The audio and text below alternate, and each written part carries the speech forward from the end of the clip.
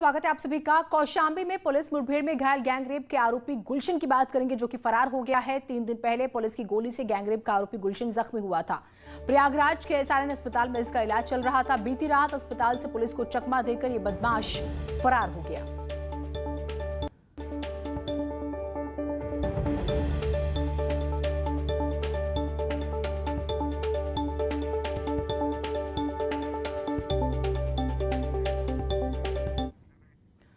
उधर आजमगढ़ में डीसीएम और ट्रक की आमने सामने की टक्कर हो गई। इस हादसे में एक की मौत हो गई है, जबकि 2 लोग घायल बताए जा रहे हैं। सभी घायलों को इलाज के लिए जिला अस्पताल में भर्ती कराया गया है। ये पूरा मामला निजामाबाद थाना क्षेत्र के फरीहा स्थित बनगांव का बताया जा रहा है।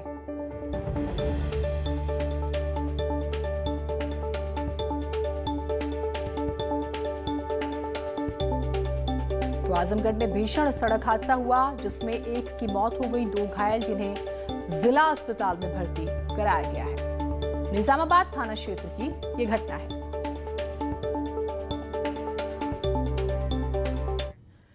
जौनपुर में अनियंत्रित होकर बालू लदा ट्रक पलट गया। ट्रक की चपेट में बाइक सवार 5 लोग आ गए, जिनमें से 2 लोगों की मौके पर ही मौत हो गई। 2 लोग घायल हैं, सभी को जिला अस्पताल में भर्ती कराया गया है। यह पूरा मामला मडियाऊ के उचनी कला गांव के पास का बताया जा रहा है। उधर बाराबंकी में पुलिस और बदमाशों के बीच मुठभेड़ हुई है। एक बदमाश को गोली लग गई, एक कांस्टेबल भी जख्मी हुआ है। बदमाश के खिलाफ 6 मामले दर्ज हैं। इसके पास से कार, तमंचा बरामद हुआ है। 2 बदमाश मौके से फरार हो गए। सफदरगंज थाना क्षेत्र के पास ये मुठभेड़ हुई है।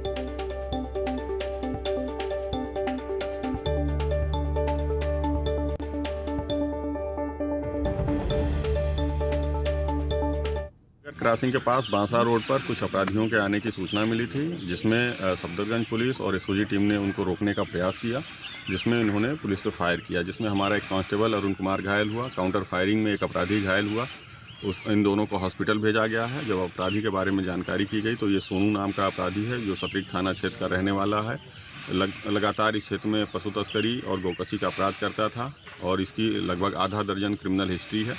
इसके पास एक सेंट्रो गाड़ी बरामद हुई है, तमंचा बरामद हुआ है यहाँ पे मौके पे, और पशु काटने के औजार बरामद हुए हैं। इसके 2 साथी मौके से फरार हैं, जिनके लिए तलाश जारी है। मुजफ्फरनगर पुलिस और बदमाशों के बीच मुठभेड़ हुई है। 20,000 का इनामी बदमाश गोली लगने से जख्मी हुआ है। बदमाश के पास से बाइक और तमंचा बरामद हुए हैं। इसके खिलाफ 36 केस दर्ज है। नगर कोतवाली क्षेत्र की ये घटना है। पुलिस और बदमाश के बीच मुठभेड़, इसके पैर में गोली लगी और इसके खिलाफ 36 मामले दर्ज हैं। कानपुर में मंचले की छेड़खानी से परेशान होकर एक लड़की मर्दानी बन गई। उसने मंचले को सड़क पर गिराकर जमकर पीटा। इस दौरान स्थानीय लोगों ने भी उसका सहयोग किया, मंचले की पिटाई की। मर्दानी की बहादुरी का वीडियो अब सोशल मीडिया पर वायरल हो रहा है।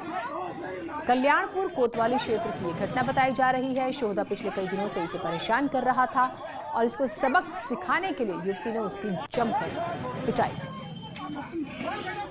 कल्याणपुर में एक महिला ने सौदों को मारपीट की है, उस तरह का मामला सामने आया है। इस मामले की जांच की जा रही है और जांच में जो जानकारी सामने आएगी उसके आधार पे आगे सख्त कार्रवाई की जाएगी। इस संबंध में हम लोग अभी जांच कर रहे हैं। यदि इस तरह की जानकारी सामने आती है तो कार्रवाई की जाएगी। यूपी को एक और एयरपोर्ट मिला है। कुशीनगर एयरपोर्ट को की बात करें तो इसे लाइसेंस मिल गया। देश को मिला 87वां एयरपोर्ट। कुशीनगर एयरपोर्ट से फ्लाइट ऑपरेट होनी शुरू हो जाएगी। कुशीनगर यूपी का 3रा लाइसेंस एयरपोर्ट बन चुका है। पब्लिक यूज के लिए 4C कैटेगरी में इसे लाइसेंस मिला है। तो कुशीनगर, जिसका हम जिक्र कर रहे हैं, रामगोपाल हमारे साथ, हमारे सहयोगी जुड़े हुए। रामगोपाल, इस एयरपोर्ट के बारे में बताइएगा और ये कितनी बड़ी सौगात है?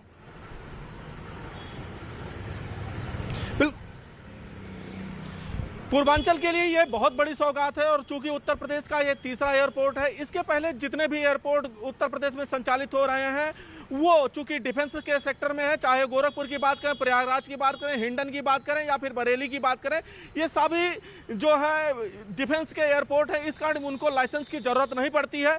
लखनऊ और वाराणसी के बाद कुशीनगर अब 3रा ऐसा एयरपोर्ट बना है जिसको लाइसेंस की जरूरत थी। अब लाइसेंस मिल जाने के बाद यहाँ फिर जल्द से जल्द अब फ्लाइटों का उड़ान उड़ान शुरू हो जाएगा। और इस एयरपोर्ट के संचालन से का सबसे बड़ा फायदा पूर्वांचल के साथ साथ पश्चिमी बिहार के करीब 13 से 14 जिलों को मिलेगा और साथ ही नेपाल के भी कई जिलों का इसका सीधा सीधा फायदा मिलेगा। और चूंकि कुशीनगर जो है बौद्ध सर्किट का बहुत बड़ा केंद्र है, तो विदेशों से भी कई फ्लाइटें यहाँ पे आएंगी और आने वाले वक्त में श्रीलंका से पहली फ्लाइट कुशीनगर आने की उम्मीद जताई जा रही है, जो मार्च मिड में या मार्च लास्ट में वहाँ से पर्यटकों का एक बड़ा जत्था कुशीनगर एयरपोर्ट पहुंचेगा और उसके बाद से कुशीनगर एयरपोर्ट का संचालन शुरू हो जाएगा। तो रामगोपाल, ये मान के चले कि मार्च के आखिर तक जो लोग हैं वो इसकी सेवा ले सकते हैं या थोड़ा और इंतजार करना होगा?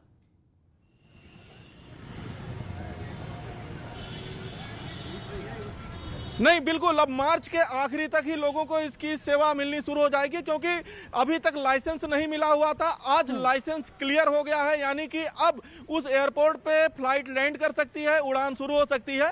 अब सिर्फ इंतजार यह है कि चूंकि पहली फ्लाइट यहाँ पे कोशिश ये की जा रही है कि इंटरनेशनल फ्लाइट हो और वो बौद्ध सर्किट से, बौद्ध देशों से आए और जिससे यहाँ पे पर्यटन बढ़े और लोगों को रोजगार मिले। तो सरकार की कोशिश है कि श्रीलंका, जापान या बौद्ध देशों से कोई एक फ्लाइट आए, उसी से इंतजार है और जैसे ही वहां से क्लियर होगा यहां से फ्लाइटों का संचालन शुरू हो जाएगा। ठीक, बहुत शुक्रिया आपका तमाम जानकारियों के लिए। प्रकृति